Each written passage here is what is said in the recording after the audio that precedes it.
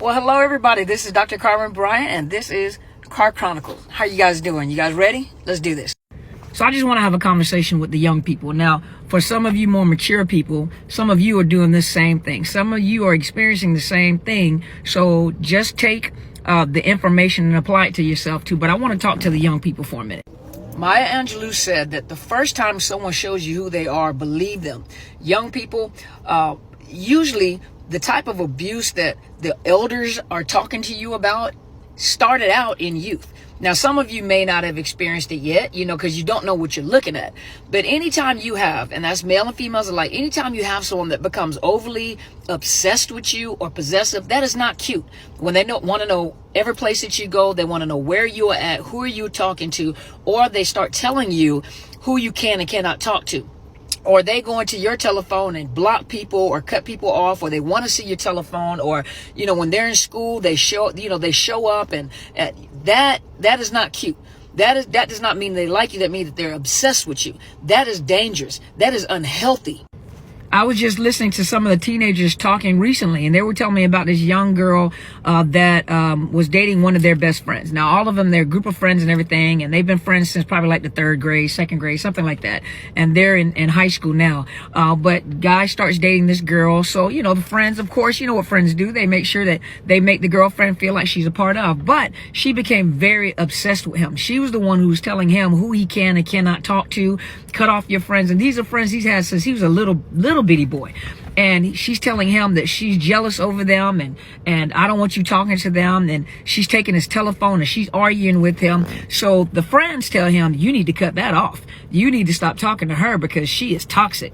He cuts her off. And guess what she does? She gets in contact with all the friends, and she, I'm sorry, and I want us to be friends, and I'm sorry the way I treated you. I mean, she has called them names, and when I say names, all sorts of names, anything from garden utensils to backhoe tractors, anything. And these are young kids; they're not even active that way.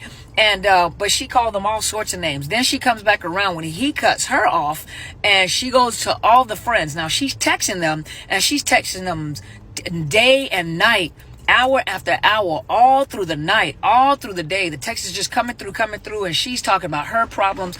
And the crazy thing about it is, and we may have to do a part 2, but the crazy thing about it is that everything that we talk about in videos is everything that this teenager is doing. And I don't think she's any more than 16 years old. That everything that we talk about is exactly what she's doing. She's taking accountability and responsibility of her actions. Then she turns back around and says, go to part 2, I'll tell you.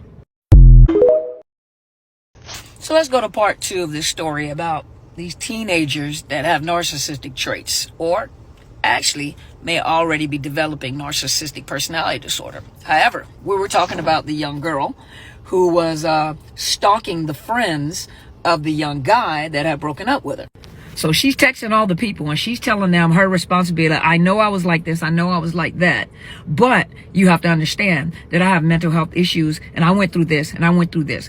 So now she's justifying her behavior. She's admitting it, and then she's justifying the behavior. So when the friends of the ex-boyfriend comment and tell her, stop texting me.